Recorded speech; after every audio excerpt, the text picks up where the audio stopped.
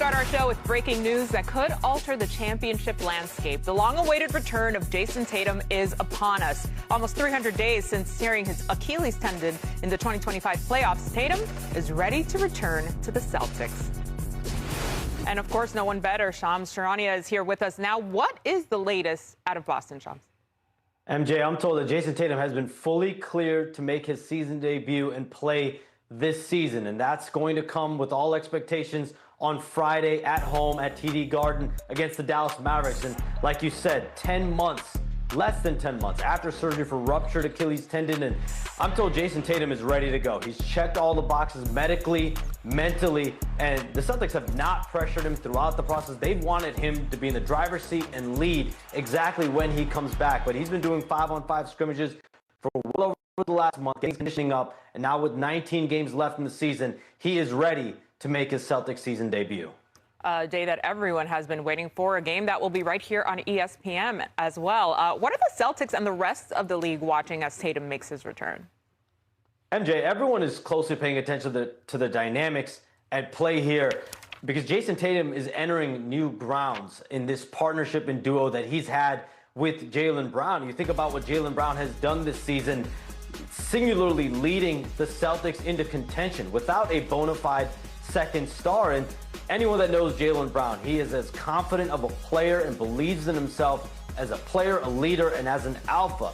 But anytime you add a second player back into the mix here, like Jason Tatum, this is a duo that's been super successful. 5 conference finals, 2 NBA finals, 1 championship together. This has the ability to catapult and vault this team into championship contention, but these are different relationships. This is a different dynamic that Jason Tatum is coming back into. They've gone from 2 stars to 1 star, doing it at a high level, now back to 2. How does that play out in these relationships? It's normal for any team to deal with, but there are different grounds, uncharted territory here for Jason Tatum. Yeah, Tatum said it late summer. I do want to play again. As promised, he will be coming back. All right, Shams, thank you so much. Welcome in, everybody. I'm MJ Acosta-Ruiz and for Malika Andrews. Our squad in the studio, Kendrick Perkins, Shanae Agumake, and Tim McMahon in the house. Guys, lots to get to. A lot of meat on this bone. The biggest question mark of the season, it's answered now. Jason Tatum will be back for the Boston Celtics. Perk, let's start with you. How is it bringing in a superstar like this back into the lineup when the team has been winning? I mean, this is really going to change the landscape of the conference. It's as easy as you putting a plate of food in front of my face and telling me to finish it. Damn it, I'm going to finish it. And look, I don't want to hear about is Jason Tatum going to be able to fit. It's still Joe Mazzulla's system. Thank you. There's still a team that gets up and down and spread the floor, isolation, shoot a lot of threes. What's changed? What's changed? Both of these guys played together, and they both averaged almost 30 points a couple of seasons ago. What else is new? Jason Tatum is only going to add to this situation, which is scary, which is why I always say this is the most dangerous team in the entire league because they're a legit title contender with Jason Tatum, and now they have 0 expectations. Yeah. To be honest with you, they're playing with house money. Yeah. So earlier today I was asked, because there's a clip circulating, whose team is it, Jaylen Brown or Jason Tatum? I said it is Joe Mazzulla's team. He is the one who has orchestrated helping bring Jaylen Brown his game to an MVP level, and also his system works for Jason Tatum. They've won a championship, and also, like, you think about it, it took me a while to come back from an Achilles injury, but he had time. He spent time in the G League. He spent time with his team playing 5-on-5, and the most important hurdle is the mental hurdle. There's no rush here. It's not like you have to come back in the playoffs when all the lights are on you. You still have 19 games left of the regular season while feeling confident in yourself, also knowing, I mean, I know his expectation is probably like, I'm going to be that guy. It might take some time. It might take 10 or so games. But the fact that he can ease his way into greatness at a point where his team is second in the East, I love this for him. The biggest hurdle, and Perk, you know, we've dealt with injuries, is that mental hurdle. Am I ready? And we heard like rumblings, like, oh, he was questioning himself here. It doesn't sound like there's a question anymore. And as long as he's good, the mind goes, the body follows. I'm excited to see his return. Well, and I do think, as Perk alluded to, you have to have reasonable expectations. And whose team is it? Who cares? It was a championship team a couple years ago. Right. Got a chance to be a championship team again. But Jason Tatum is not going to come back and right away be the perennial All-NBA selection that he's proven himself to be. That's not realistic 10 months off an Achilles. I assume there's going to be a minutes restriction. I assume there's going to be a ramp-up. What he has an opportunity, though, as you said, about a quarter of the season almost, a chance to ramp up, a chance to elevate his play to as high a level as it can get going into the playoffs, but they don't need him to put a cape on and come rescue this team. But the fact that he's coming back tells me everything I need to know. We're talking about 9 months. Anytime I hear 9 months, I think about pregnancy, not somebody coming back from an Achilles tear. Let me give Jason Tatum his flowers real quick, because people don't realize how hard it is to come back off an injury like this. I tore my ACL, the time you have to put in the gym, the mental aspect you got to have when you want to give up on the game of basketball.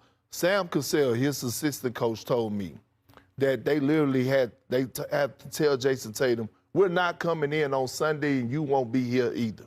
Like, that's how much he was living in the gym. And people wondering, like, oh, it's taking this guy a certain amount of time, or he's taking the entire season off. The few things we do know. Jason Tatum don't drink, he don't smoke. All that is part of the process of recovering and healing quickly. Let's dive into it, because we know what that path is. You get injured and then your rehab starts after your surgery. You are immobilized for 2 months. You can't go to the bathroom by yourself. You can't shower by yourself. You're dependent on this process, because I went through the same thing with an Achilles. I slept in my parents' bedroom on their couch, and they took care of me for 2 months. Then finally, I was on crutches, on a boot, weight bearing. Finally, that felt like freedom. Then I learned how to walk again. Then I was on a treadmill again. It was a non-weight bearing treadmill where I started off at 20% body weight, then 40% body weight, then 60, then 80, and then all of a sudden it feels like you're in a pool and you step out of a pool and you're at gravity again. Mind you, we're people that are taught that we can fly, we can run, we can jump. Then you have to go back to bouncing a ball. And that felt so natural for you for your entire life, and now you're stepping into a place where not only are you bouncing a ball, but people said you're great and you're one of the best, and you want to be that exact same thing. So I know 9 months is impressive, but more impressive is the fact that he believes he can help his team when they're number 2 in the East and they have a shot at something, and he's not going to bypass that. I love this for JT. Yeah, that mental aspect can't be discounted, and it's not for the weak. You either have that X factor in you or you don't. Tim, how does this affect the rest of the East? I mean, listen, the Celtics already established themselves as a legit contender, which who didn't think it was going to be a gap year for Boston? Joe Mazzola did. If you weren't employed by that team, you basically thought it was going to be a gap year. They proved that wrong. And so this already is a team that put themselves in a position to be taken seriously. And now you're adding back a guy who's proven he can be a major part of a championship. So I think the Celtics are right in the thick. The Pistons, the Celtics, the Cavs, the Knicks. One of those 4 teams. I wanna give this a 10-game appetizer. Look at that, Bert. I mean, and I'm not. But look, I'm not mad at that, right? If anybody have the Celtics as the favorite, I'm not mad at you. You get no argument from me. They have the most championship experience out of anybody in the Eastern Conference. Correct. The only. Right. So, great point, Tim. But what I'm saying is, and you're talking about adding back your all-NBA player, right? I believe it's going to take 10 to 15 games before we actually see Jason Tatum of the old, right? But, hey, he might surprise us. He might come out in his debut and have a cool, solid 15 to 18 points.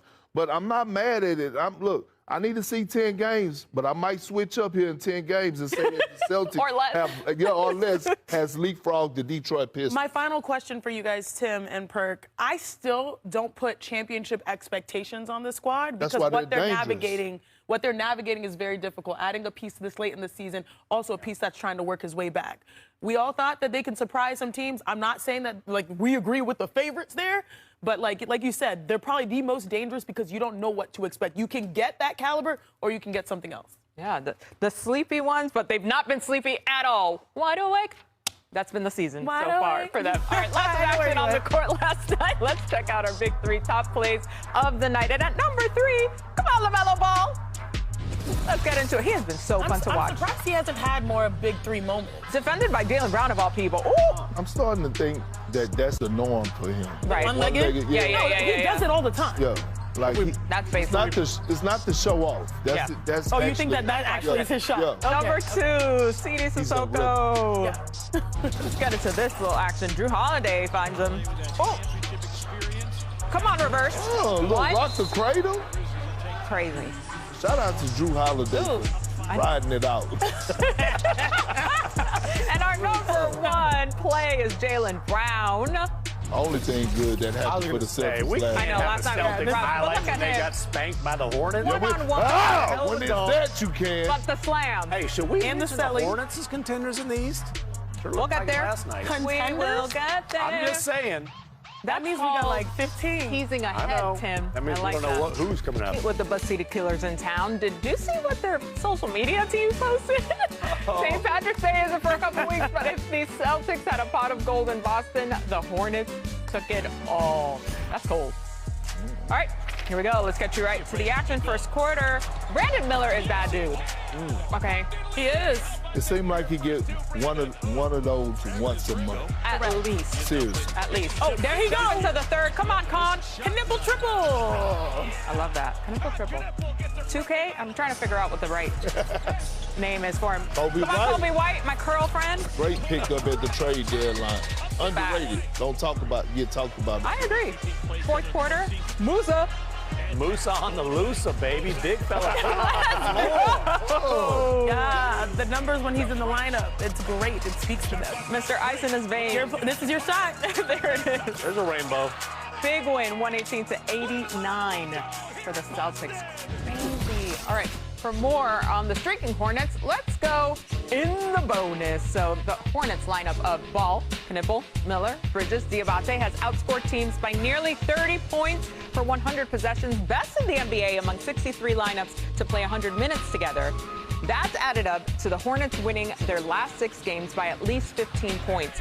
Only the champion 2004 Pistons have had a longer streak in NBA history, winning 8 straight by 15 plus. And the Hornets now have a 71.3% chance to make the playoffs, according to ESPN Analytics.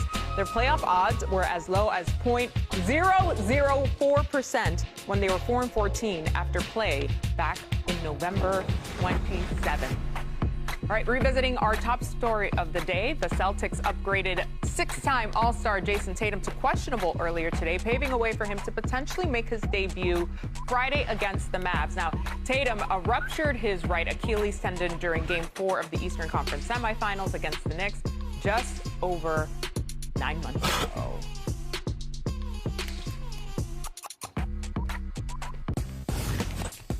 Uh-oh. Oh, it's our time? Yeah. It's our time. Okay, well, what's interesting, you guys, is that we've been waiting for this moment, and we all know the different titles that this man has. There's Jurassic Perk, there's Big Perk, there's the Mayor of New York. Can you be Coach Perk for this segment? Yes. Okay, we're tapping Yeah, for in. sure. We're I tapping like in that Coach title. Perk. I like that title. Yeah, okay, so this is the current starting lineup for the Boston Celtics. All right, we have options here. Sam Hauser probably, Baylor Shireman. Who is going to come out of the lineup, Coach Perk? Because Jason Tatum soon is to be activated. Who are we taking out?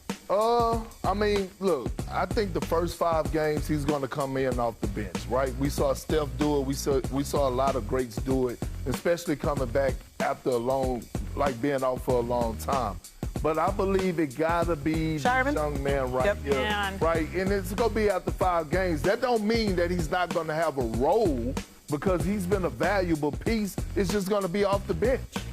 All right, off the bench. So how would you integrate him? Like, how many shots should Tatum be getting in those minutes? Well, I think it just got to go through the flow of Joe Mazzulla, right? When you talk about his system, when you talk about a team that is still one of the tops in leading and shooting 3-point shots, it's not hard. It's a reason that they got Big Vucevic at the trade deadline to somewhat replace Kristaps Porzingis because they like to stretch the floor. They love for you to they love to spread you out and go isolation ball. And when we're talking about Jason Tatum, we're talking about a 3-level score. We don't have any concerns about a 3-level score.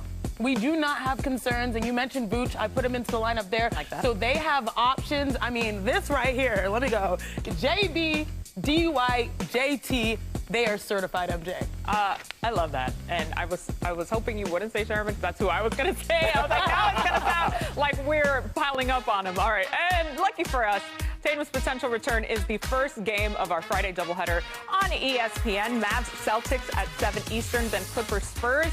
Ernie, Kenny, Charles, and Shaq tip off coverage at 6 Eastern, and we'll be back after the game to break it all down.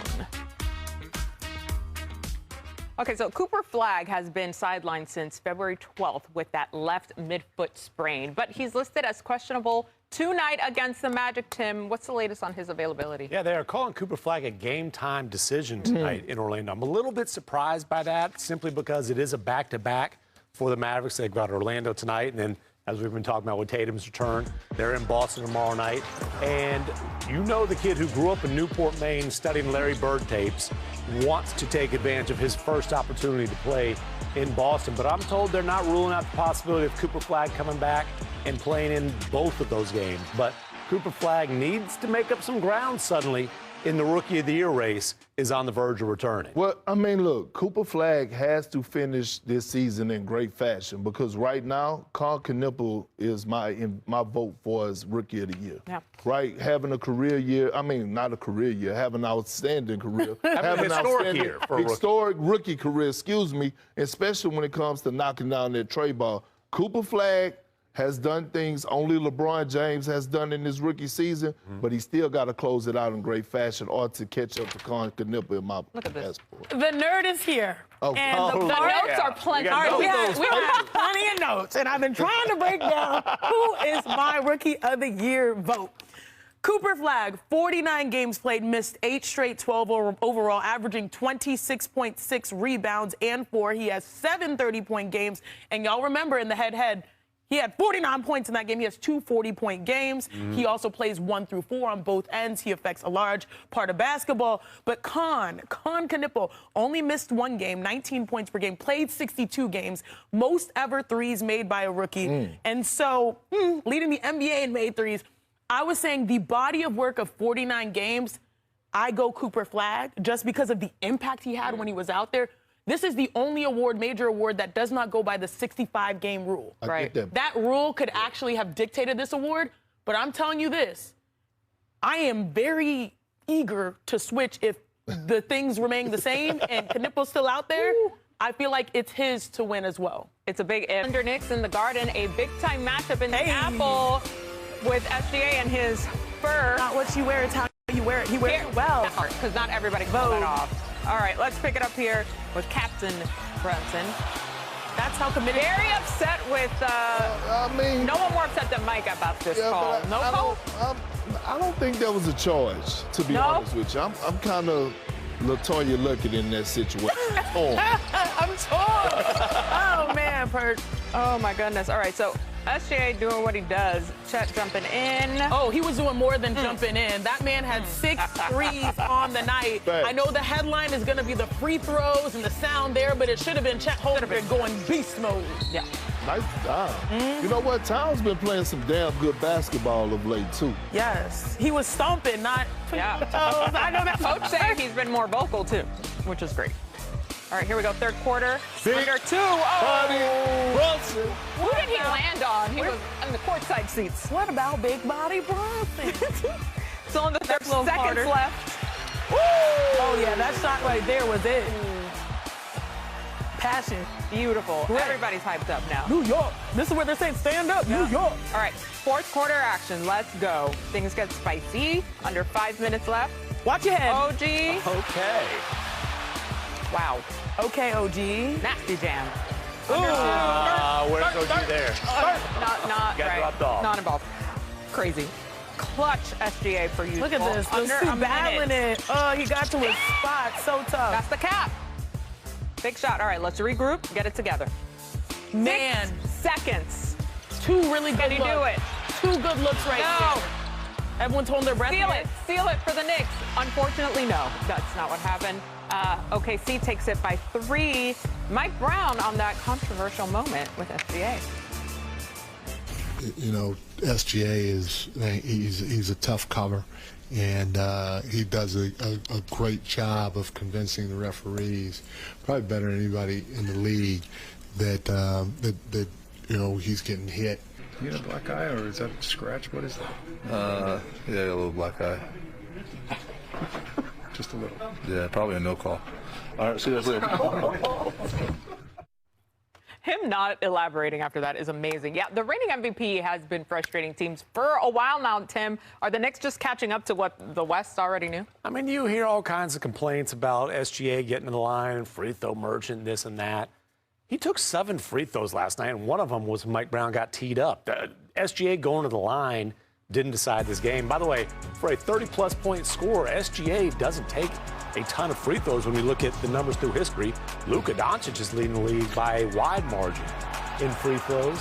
And look, I get Mike Brown being upset about that no call there, because if that's a charge, that's SGA's 3rd. He's sitting on the bench. But the whining about SGA getting the line when you've got Jalen Brunson, who also is a master at those theatrical arts, I don't know, man. All these coaches and players, they do all this damn crime. What the babies go do? Can we please leave some room for the babies? Here's my thing. We used to praise guys for being able to get to the free throw line. It's a skill. We used to praise Michael Jordan, Kobe Bryant, Larry Bird, like Tim Duncan. When your game wasn't going or your shot wasn't falling, what people used to tell you? Get to the free throw line. Get to the free throw line. So now that we have a guy that, by the way, is one of the most efficient scorers that this game has ever seen, and all of a sudden now, because you can't guard him, you don't know, he's one of the best at making tough shots, and all of a sudden everybody got a complaint. And Tim, like you said, he took 7 free throws. He wasn't even in double digits. I don't even know if SGA, and y'all can correct me if I'm wrong, I don't even know if he's top 5 in free throw attempts in the NBA season. Okay, he's number 3. Okay, he's number 3. But Okay. still not number 1. Perk, where are we from? Texas. What city?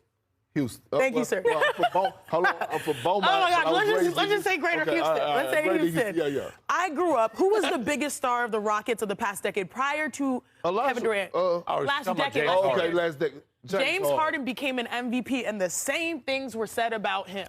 When he was manipulating the game, getting to the free throw line, they couldn't guard him. This is the rite of passage of being great. And getting to the line is a consistent part of the game. Like you mentioned, whether it is Kobe or MJ, whether it was James Harden when I was growing up watching the Rockets, right now, Luka Doncic, who I believe paces the NBA in scoring, he right now has 371 free throws. Jalen Brown is number 2, and SGA is number 3. So let's keep that in center focus. The perspective. Chef's kiss, always. All right, Saturday before the Warriors and Thunder, Ernie, Kenny, Charles, and Shaq tip-off coverage at 8 Eastern on ABC. They'll also be back after the game, of course, to break it all down on Inside the NBA. That's pretty interesting. Yes, Sasuke! What it do, baby? I got 5 kids. I ain't scared of nobody. It's on cool. Every basket I have to earn with meat. What? Damn. Malika's not here, so I'm going to try it, guys.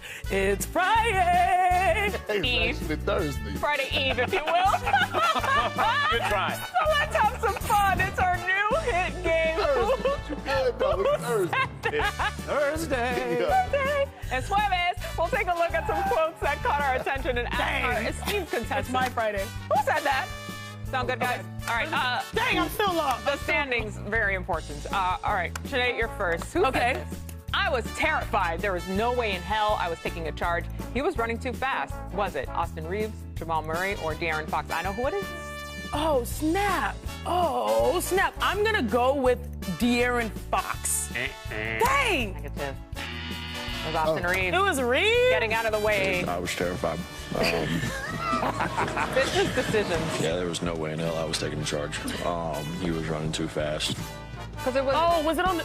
It was 6,284. Oh, well, that makes sense. Feel me? Business decision. He didn't just get out of the way. He went like this. I get it. All right.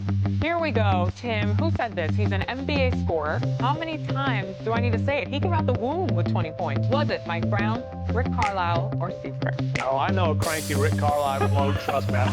So this is Rick Carlisle talking about Benedict Matthews. He's an NBA scorer. How many times do I need to say it? Right? He came out of the womb with 20 points.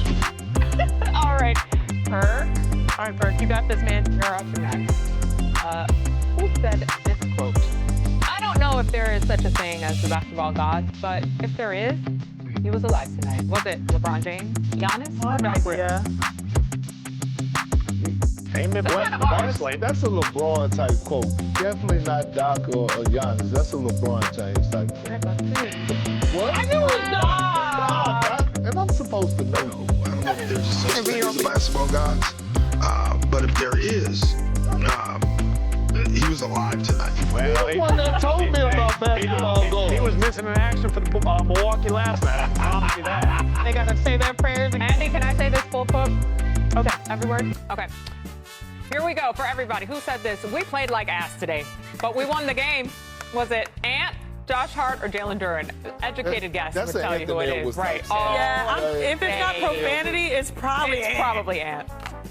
Has to be. Yeah, of course. I mean, that was like a low hanging Never fruit. change, Ant. We love you the way you are. But, I mean, we won the game. He said it. It was what it was, but we got the dub. Mate delivered the drama last night with Breanna Stewart and the Mist facing Kelsey Plum and the Phantom. Let's get you out there. We love it. Just, you know, she goes. Here we go. Plum. She finished with 40. Yeah, she came last out the night. gates hot.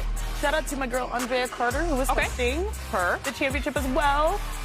But yeah, Andrea. both of these teams understood what was at stake. Getting after it. Third quarter now. Alicia Gray to Stewie.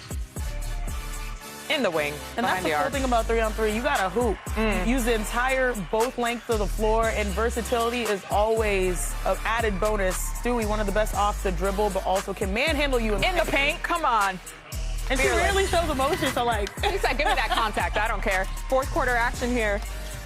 Come on, you're setting a brush screen for your post play, but this was a controversial moment, yeah. Yeah, so they did review this and overturned and ruled a blocking foul on Tiffany Hayes, who, of course, not happy about the call. She fouls out. So Stewie at the line to take this thing. Boom. The Mist win 80-74, become the 2026 unrivaled champions. So Breanna Stewart has plenty of experience with championship celebrations. She's a 3-time WNBA champ, 3-time Olympic gold medalist, and 4-time NCAA champion. Now she's an unrivaled champion as well in just the league's second year. Coming off Miss Champagne Silk celebration after their unrivaled title win, one of the key pieces of that championship squad is with us now. We welcome in the champ, the finals MVP, Breanna Stewart is in the house. Thanks for being with us. Thank you for having me. And yeah, you're right. This champagne celebration was a lot. So I'm happy this is in the afternoon, so I had a little bit of time to kind of regroup. Okay, so have you recovered? How are you feeling today? I'm feeling like I'm halfway recovered. I'm on my way, so hopefully by dinner time I'll be feeling really good. Was it you leading the charge for the party last night? Yeah, I was a little bit leading the charge. Let's go. I mean, shout out to my Misties, but a lot of them, they didn't know how to pop the champagne. They didn't know what to do, so I was just kind of teaching them all the things, like you gotta shake it, slowly take it off, and spray it everywhere. So but it needed to be a memorable night for everybody. Who better to lead that charge? You have plenty of experience there of hopping the championship campaign. I'm so excited for you and for this entire squad. Now, from your perspective as a player who has played both seasons, how much has Unrivaled grown already? Yeah, Unrivaled has grown tremendously. I think the way that, not only the on-the-court play that you see from players being comfortable from year one to year two, but also, where we've gone. Physically, literally, we had tour stops in Philly. We went to Brooklyn for the semis. People are engaged in what we're doing, and it's an intimate setting for the fans. So I'm really excited for what we've done in our first 2 years and excited to see what's next. But, before I get any further into that, I'm just enjoying winning, enjoying my Misties and celebrating us. All right, let's shift to the WNBA because you are a member of the WNBPA Executive Committee. And yesterday, a statement was released confirming that the group remains united. So how is the union moving forward at this time? Yeah, absolutely. I think we're just that. The union, specifically the EC, we remain united. And I think that, obviously knowing and talking about the letter that Plum and I sent to our executive director, Terry, was supposed to be handled in a private matter. And we're really, it's really unfortunate that it became public because, we want to handle our conversations, our hard conversations internally. But I think that, we're battle tested. We've gone through adversity. We had a great EC call shortly following that night. And we know that we want the best deal for everyone, for all players. And that's really our main priority. And we're not going to stop fighting until we get that. Yeah, now that it is out in the open, even though it's not what you intended, what was the intention behind that letter, knowing now that you did want it to be sort of kept in the cone? Yeah, the biggest intention behind the letter was just to really regroup and get us all back on the same page and understanding that, no matter which way we go in this negotiation, we want to make sure that it's the right one for us and really making sure that we're kind of checking all of our boxes as we go step by step. And, maybe we had to take 2 steps back to go 3 steps forward. And that's something that we're willing to do, like I said, to make sure that, this is a deal that's going to be monumental no matter what way you look at it. But for more than just the Supermax players, for more than just the rookies coming in or the #1 draft picks, we want every player from the top to the bottom to feel really excited about the deal that we're going to have and excited to get back on the court in the W. Yeah. Have you been able to speak with Terry directly at this point? Yeah, we definitely have spoke. She was on our EC call. Plum and I talked to her even before that, and all got on the same page that it's like, this was something that was meant to be, like I said, an internal matter, and really, not what we wanted for it to be out in the open. But now that it has, it's like, how do we move forward? And this is how we move forward in unison and really just getting through this together. I love that you said the part about moving forward, because what is most important right now for the players, knowing that 80% of the union voted to continue the negotiations? Yeah. The most important piece for the players right now is to make sure that we're continuing to be a part of, obviously we're a part of the revenue share no matter which way you look at it, but that percentage is a place that we feel happy, that we're continuing to grow as the league grows, and that we have our other benefits that we want that are housing, retirement benefits, and just being able to kind of negotiate the core. So there's, we want to make sure that the revenue is going up year over year, but also those other pieces on the side where players are able to feel comfortable of, not having to pay for housing in their first season in a new city or things like that. So basically, like I said, trying to meet the standards and fill the needs of all players, no matter what contract size they have. Yeah, Brianna, I just want to say I really appreciate your candor here in all of this as you sort of juggle the two feelings of the happiness of this win, but then also going through all of this in your position here as a leader for this union. And, of course, there's a lot of attention on that March 10th deadline for a new WNBA collective bargaining agreement. Yesterday we had Alicia Clark, who joined us on our show, and she did say, hey, a strike is still a possibility. Where do you stand on that possibility?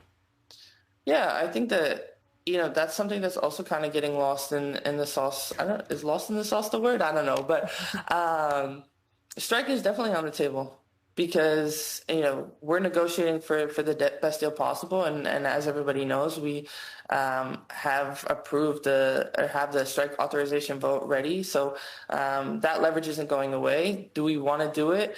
No, we don't. But if we have to, we will. What are the next few days like for you as the player negotiations continue? Yeah. Honestly, the next few days, I'm sure are going to be extremely busy. I am a little, selfishly, I'm happy that we won the championship. Now that is going to be behind me. So where we can all just continue to be locked in and our schedules can be a little bit freer, knowing that there is this potential March 10th date, and we're going to work as hard as we can up into that and potentially through that.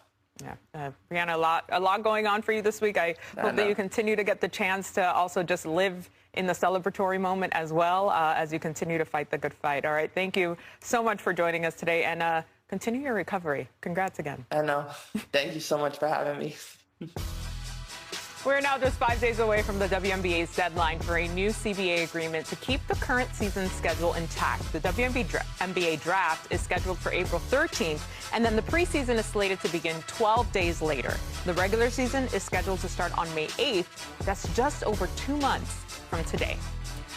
Ladies and gentlemen, the last time the Spurs and the Pistons met, it was absolute cinema, which means it's time to go shot for shot. Big bro, little sister, round 2 tonight. It has everything. It's got an MVP candidate. It's got an alien. It's got physicality, and it's got that old school NBA feel. It's a perfect opportunity for Perk and I to really break this down. So I'm going to take the matchup of Cade Cunningham on Stephon Castle, because if you look at the box score, Cade was only 5 for 26 from the floor. Here's Castle guarding him in single coverage. The switch with Vassell happens here. Normally he's in his back, but guess what? They got the alien on the backside. So he usually gets loose here. Instead, Victor Wembanyama gets the block. They're out and running. Now there are multiple screens to try to get him open. Screen number 1 right here. Screen number 2, a nice little brush screen. He gets to his spot again. Victor's just waiting and baiting and waiting and baiting. Makes it so hard for Cade to get the looks. When Cade does not shoot 40%, this team really, truly does struggle. Look at this here. On February 23rd versus Spurs, he went 1 for 9 on layups and dunks in the half court. I have a feeling that might change, but it depends on what you focus on. I focused on the guards. Perk, you take the post. Well, that guard stuff is cute, but I like to go ugly. I like to for guys who like to get their feet hot and mix it up in the paint. And I'm looking at the matchup of Wemby and this grown-ass man, Jalen Duren. And I want you to see this right here. This is 101 tomato chest. I'm putting you in the basket. I understand everybody else is afraid of you. I'm not. Here it is. Little dribble hand off, roll to the basket. And I'm going to put you on the poster. The man is a man-child. Now, listen. Victor Wembanyama in this game had 5 blocks. He was 6 for 16 from the field. But Jalen Duren was a monster. I believe he had 24 points and 16 rebounds. I'm looking forward to seeing that battle tonight. And not to mention, 4 for 6 with Victor Wembanyama as the contesting defender. He fears no man. Crazy. Okay, Tim, so the Pistons have a chance at getting some revenge tonight. We love it. What do you need to focus on, and that they need to focus on, if they want San Antonio? Yeah, 3 points of emphasis here from the Pistons coaching staff. Number 1, you've got to get Cade's mid-range game going. Janae, 1 of 9. That's a dunks and layup. That's a Wemby stat. Cade is an elite mid-range shooter, 50.3% for the season. As far as the high-volume mid-range guys, only Shea has been better. He has got to be effective on these, because the stuff in the restricted area, when the alien's in there, it ain't easy. All right, the second point here is they've got to get stops. They got to force turnovers, and they got to run. Wemby can't protect the rim if he's behind the play. There you go. Here's a dunk for Cade. Where's Wemby? He's in the back court. You ain't got to worry about him there. They've got, and by the way, the Spurs had a big turnover game in Madison Square Garden. Usually do a pretty good job taking care of the ball. Third point of emphasis, be physical with Wemby. Jalen Duren did a great job of this on the defensive end of the floor the other night. It has to be a constant on both ends of the floor. If you got guys trying to finish in the lane, you got to get those Gortat screens, those little dirty shots maybe that Perk used to take on people, you know, little And hey, if you're going to try to finish over Wemby, it ain't over. It ain't around. It ain't no finesse. You got to go through his chest to have any hope against the best rim protector maybe we've ever seen in the NBA. Tim said, be aggressive. Be aggressive. All right, for more on that game and everything NBA tonight, come join me over on the Association on NBA TV and the NBA app, live at 7:30 Eastern. I'll be there with Coach Fizz and Rolo, Robin Lopez, covering all of tonight's top highlights and stories. My girls it's a on good double hang. duty. Double shifts, baby. Working 9 to 5. I'll stop singing, y'all. And it's Trey Day in the district as Trae Young will make his debut tonight against the Jazz. Trae Young has already made headlines with the Wizards. Monday night, he was ejected after walking onto the court and arguing. So let's go to top the top, because we love a little Trae Young moment. So we have a few of them for you. Let's start with top ice tray, shall we? This was 2021. Young secures the rebound. Okay. Throws behind the Look at her wrist. John Collins. Look at her wrist. What? Hey, that's not act surprised. He's It's been too one smooth. of the best passers over It's the last. true, but my God. Oh, my That Lord. was Susan. Here's number 2, sophomore year. Oh, man. Giving the work to Aldridge. Do you see the tiny tempo dribbles in between? It is nuts. And number 3, 2023. Down. And he looked up. He was like, yeah. Sorry, Murray. Wow. We missed this. It's nuts. He just need to get his boy back. He does. He'll get there. All right, next up, top Trey versus the Knicks, game 1 of 2021 playoffs. Oh, man. Floater. That series lives rent-free. Yep, every time. That man ignited a likes the rivalry. Yeah. Trey dropped 23 and 10 in a win and let the Knicks fans in the arena hear it. Oh, this is the best. Just take it in, guys. I hope these New York fans find their way to the exit real quick. Boo, take out Tone. Oh, my God, we love it. First of all, Why did we beat that ass and not the other one? I don't know. Them booing him halfway out the door. Amazing. Here we go, NBA Cup, getting the last laugh on the court. Still roll the dice. Take him up, take him I'm up, here take him for up. Finally, we have the top game winners. Rookie year, Trey Young recovers the bad inbound pass. Still manages to hit the jumper, Crazy. the buzzer. The switch up. Barely got it off on time. Shimmy. Wow. Last season, tie game. Dancing with the First stars. Pistons, let's go. Trey steps back. Man, that shot is pure. When you're clutch like Trey, you can just walk off. Bye. Lastly, tie game from last season. Trey heaves. What?